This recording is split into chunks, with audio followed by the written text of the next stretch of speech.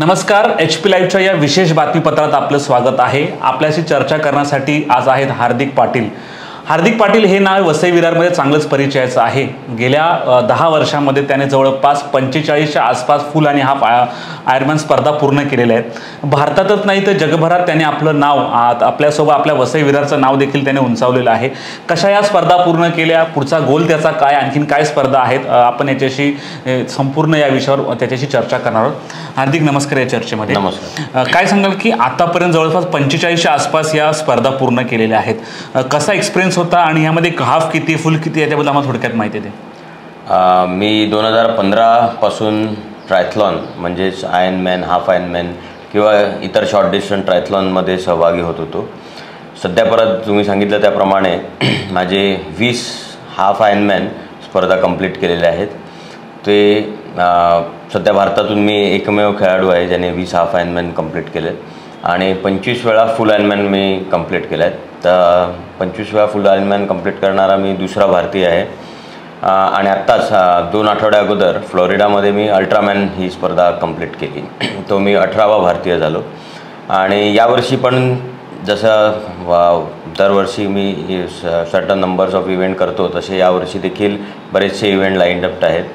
आपण end of the इयरला परत आपण बोलूयाच त्या संदर्भात। त्याच्यात माझे प्रॉब्ली अजून 3 एशिया रेकॉर्ड आणि 4 इंडिया रेकॉर्ड यावर्षी ज्या इव्हेंट मी आखणी केल्यात त्या अनुषंगाने होतील। आणि तुम्ही विचारलं त्याप्रमाणे कशी तयारी केली, जो महापौर मॅरेथॉन हे आपल्या सर्वांना परिचयाचे आहे। त्या महापौर मॅरेथॉनमध्ये मी पहिली माझी हाफ आयर्नमॅन धावलो, जी 2014ला होती।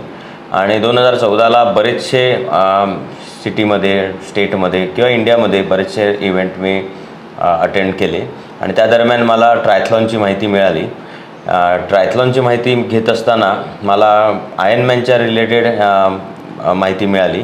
थोडासा वर्कआउट केला, त्याच्या इव्हेंटबद्दल माहिती घेतली आणि त्या इव्हेंटची तयारी करायला लागलो। आणि वर्षभर मी प्रॅक्टिस करून माझी पहिली फुल आयर्नमॅन 2015ला ॲरिझोना USA कंप्लीट केली।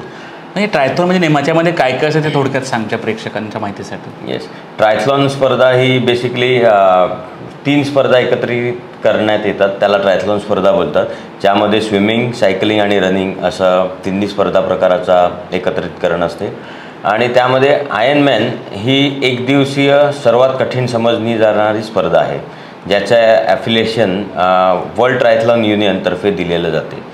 आणि आयर्नमॅनचं हे स्वरूप जवळपास 4 किलोमीटर समुद्रात स्विमिंग, 180 किलोमीटर सायकलिंग आणि त्यानंतर 42 किलोमीटर रनिंग असे 3 स्पर्धा प्रकार दिलेल्या वेळेत कंप्लीट केले तर तुम्हाला आयर्नमॅन हा किताब दिला जातो। ह्या स्पर्धा पूर्ण केल्या पण त्यासाठी एक सातत्य लागतं, मग ते प्रॅक्टिसचं असतो, डाएटचं सातत्य असतो, याची सांगड कशी घालतं? ज्या पद्धतीने तुम्ही एखादा इव्हेंट प्लॅन करतो मी, ज्या पद्धतीने त्या अनुषंगाने त्या इव्हेंटसाठी 2 महिने, 1 महिना का किती दिवस उरतात त्या अनुषंगाने वर्कआउट प्लॅन होतो, ज्यामध्ये स्विमिंग, सायकलिंग, रनिंग आणि वेट ट्रेनिंग, स्ट्रेंथनिंग असे 4-5 प्रकारचे प्रॅक्टिस सेशन असतात।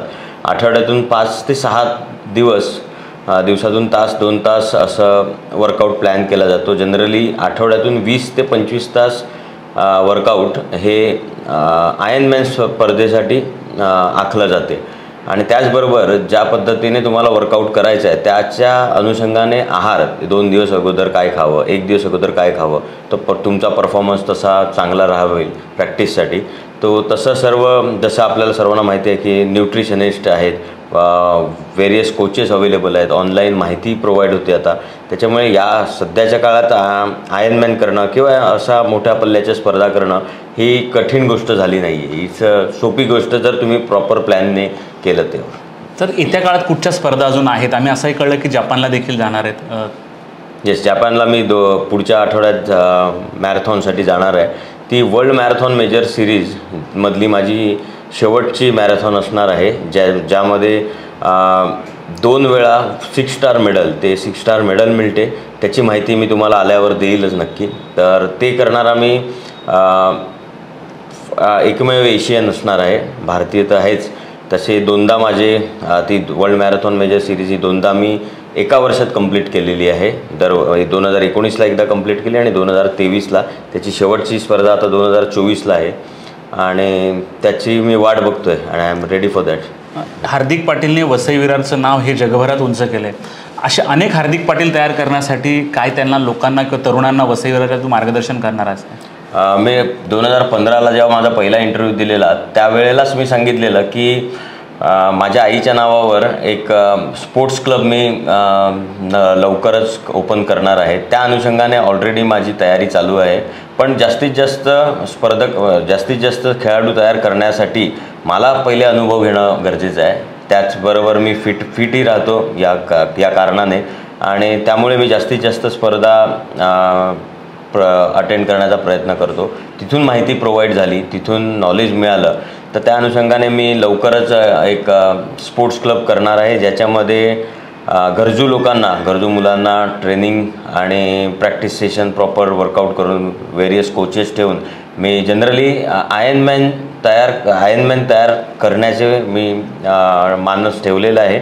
सो होपफुली माझ्यासारखे बरेचसे मॅरेथॉनर्स, बरेचसे ट्रायथलीट्स किंवा आयर्नमॅन स्पर्धेसाठी तयार होणारी मी तयार करण्याचे प्रयत्न करू इच्छितो. एवढ्या स्पर्धा केल्यानंतर बॉडीची रिकव्हरी होणे देखील बरंच महत्त्वाचं आहे. तर बॉडी रिकव्हरी करण्यासाठी काय करावं लागतं? जनरली बॉडी रिकव्हरी करण्यासाठी रेस्ट हा एकमेव मार्ग आहे असं बोललं जाते. पण कदाचित मला बॅक टू बॅक इव्हेंट करण्याची सवय झालेली आहे आणि चांगल्या प्रकारचा आहार मी खातो. जे रेग्युलर बाहेरचं जंक फूड आहे ते कमीत कमी खाण्याचा प्रयत्न करतो. खात नाही असं नाही, पण जेवढं तुम्ही घरचं आहार घेतील, जेवढं व्हेजिटेबल्स जास्त कन्झ्युम करतील त्या अनुषंगाने तुम्ही रिकवर लवकर होऊ शकतात. आणि त्याच अनुषंगाने मी हे गेल्या 3-4 वर्ष झाले सातत्याने फॉलो करत आहे. मेन म्हणजे डाएटचं फॉलो करतो आहे, जेणेकरून मला दुसऱ्या इव्हेंटसाठी मी लवकरात लवकर compare to any other athlete मी लवकर रिकवर होतो आणि स्ट्रॉंगली परफॉर्म करतो. खरंच की हार्दिक पाटीलने एक 45 फुल आणि हाफ मॅरेथॉन पूर्ण करून आयर्नमॅन पूर्ण करून वसई विरारचं नाव हे जगभरात उंच केलेलं आहे. महापौर मॅरेथॉनपासून त्याने सुरुवात केली आणि हे यश गाठलेलं आहे. त्याच्या पुढील वाटचालीसाठी आमच्या शुभेच्छा आहेत. पुन्हा त्याच्याशी चर्चा करणार आहोत. सध्या या चर्चेमध्ये इथेच थांबणार. HPLसाठी हनीफ पटेलसोबत प्रवीण नलावडे, वसई.